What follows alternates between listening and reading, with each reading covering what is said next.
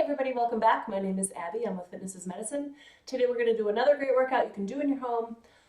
Very minimal space, very minimal equipment, but lots of great exercise. So come into these workouts warmed up and ready to move.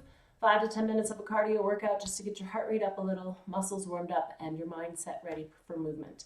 Okay, today we're going to start with a one-arm row. So set up your band or your tube about chest height.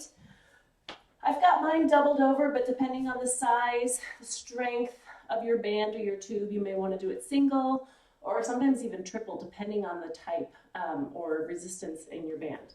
So I want your feet facing forward towards that source where your band is hooked through. Shoulders down and back to start. Tummy tight. Athletic stance, so knees bent just a little, hips back, and we're going to row. So bring one arm at a time and try to resist twisting back. So that's going to call in some good core work. Driving that elbow towards the back of the room, keeping this shoulder down. Nice and slowly both directions. Don't let that band control you. You control that band. 3 more. Drive that elbow back. Think about squeezing that shoulder blade toward your spine as you pull back. And switch. Take a deep breath, reset those shoulders down and back, and go. Make sure you're breathing throughout. Really keeping that core tight. When you get here, it's kind of natural to want to twist a little. Don't let your body twist. We're resisting twisting with that core. Nice and slowly. Shoulders down, driving that elbow back, and rest. Okay. Next, we are going to grab a medicine ball or just one dumbbell if you don't have a medicine ball, or even like a, gallon jug of something. So I'm just going to hold this close to my chest, and we're going to do squats. So if you want to do this sitting near a chair, so you envision sitting down into the chair, sometimes that's the best way to make sure you have really good form. What you want to do is sit back into your heels, squeeze your glutes as you come up, and keep your knees in line with your toes. So we're going to sit back, try to keep your chest up tall. We're just holding that weight close to your chest to add a little resistance to that squat. Breathing. Squeeze those glutes as you come up. Try to put your weight in your heels here. So when you go down, I don't want you to go forward like this. I want your knees staying over your heels. Like I said, if you want to, you could put a chair right here, and that way you have something to aim for and know that you can trust that squat and then still be able to have a safety net if you do start to lose your balance. 2 more. 1 more. Go down as slowly and as deep as you can. If this causes knee pain, you can go down a smaller range of motion, but still squeeze those glutes as you come up. You're still going to activate all of those same muscles.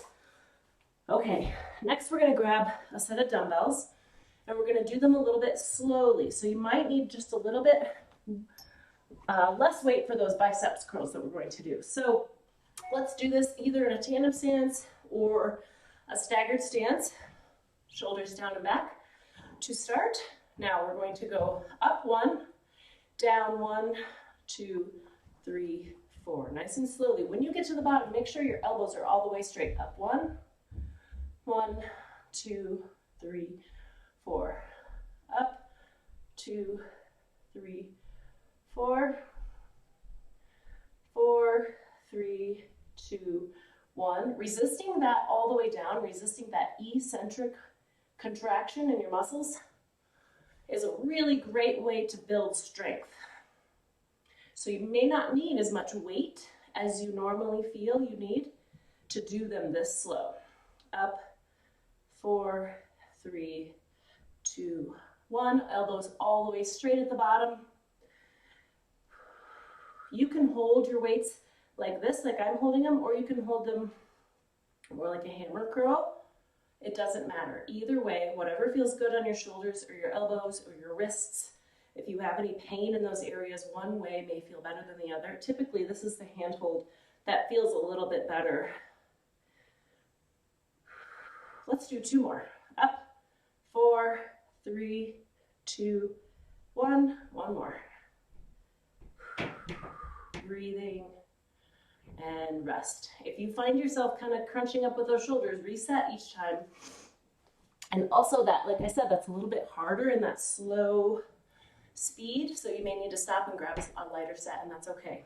Okay, now if you have a water jug or if you have a Camagon or a Surge, those things are probably not anything you have in your house. So I have a water jug here to demonstrate this one. Mine is only about 2/3 full, so full would be 8 pounds. You can fill it as much or as little as you want to make it work for you. We're gonna do some punches. We're gonna go diagonally up and then down. So get a good handhold on that jug. You can kind of squeeze it if you need to. Feet nice and wide. Again, that good athletic stance where your knees are bent, your hips are back just a little, and your tummy's engaged. So we're gonna punch up to the diagonal and then down the opposite way. 2. Give it a good slosh. Make it noisy like your washing machine. 4. Although they're not very loud nowadays, are they? But you know, you can hear the water sloshing around in there. 6.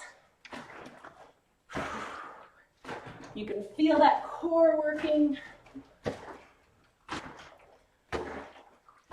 And 10. Okay, now we're gonna rest. So one thing you can do to make your hands really have to work is switch your hand holds. If one hand hurts, you know, doing it this way, just keep the hand hold that doesn't hurt. But this is a good way to build hand strength, is hanging on to things in a different way. You know, dumbbells and handles on tubes and things are all really great because they provide a really safe, comfortable hand grip. But sometimes challenging yourself to hang on to things a little bit differently is really good for that hand strength. Okay, let's go the other way. Up, down. Keep that tummy tight. 4, make it slush. Make sure you're breathing. If you're having any shoulder pain punching up that high, you can punch up a little bit lower. That's okay. 9, 10, and 10. Also, if you start and you feel like it's really heavy, just pour some water out. Conversely, if you feel like it's not quite enough, add a little. It's easy to change these weights. Okay, next, we're gonna do a little balance challenge. So do this next to either a kitchen counter or a wall or something sturdy like this. We're gonna do some starfish tilts. So you can stand on one foot, kind of get yourself out nice and wide like you're a starfish. And we're going to lean over to one side, taking your center of gravity off center, taking your torso off the center of gravity, and then slowly back up. So not only is this a good balance challenge, it's also a good hip stabilizer. Nice and slowly, just go as far as you feel is safe and comfortable, but still challenging a little bit. Keeping all of this in a nice straight line, so I'm not leaning forward here. I don't want to look down, I want to look across the room, keeping in a good straight line here. Okay, now we're going to switch sides. So our goal is to aim for about 30 seconds on each side. Breathing, shoulders down. This is also a little bit of a core workout. You can probably feel that engaging. We're having to tilt off center here. Your obliques are working a little bit. Nice and slowly. If you need to put your foot down in between, that's fine, but try not to. Really challenge yourself here. And rest. Okay, we're going to end with some abdominal work on the floor. We're going to keep going with the oblique work just a little bit. So lie down on your back. We're going to put one knee up like this. Oh wait, I'm changing. That's not what I'm doing. We're going to do sideways. So I want you to lie down on your back and let your knees fall over to the side.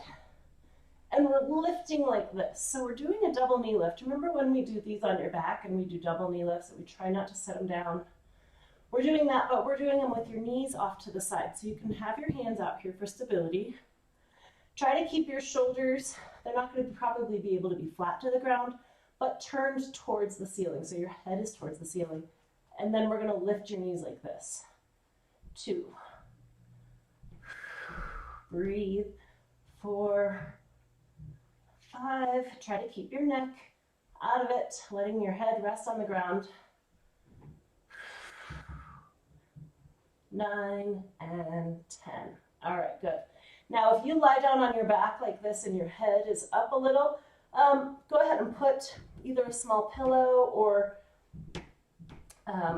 something under your neck so your neck and head are comfortable. We want them to be comfortable when you're on your back like this. All right, let them fall over to the other side and lift. 1, 2,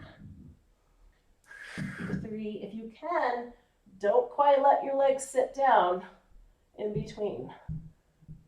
6, breathing. 7, 8, 9, and 10. Okay, good. All right, you should really be feeling that in these side abs, your obliques, as you're pulling those knees up. Okay, go through these 1 or 2 more times, add a little cardio in between, make sure you get your heart rate up and keep it up throughout, and then follow with a good cool down and stretch. As always, let me know if you have any questions or need any modifications to these, and have a great workout, everybody. Thank you.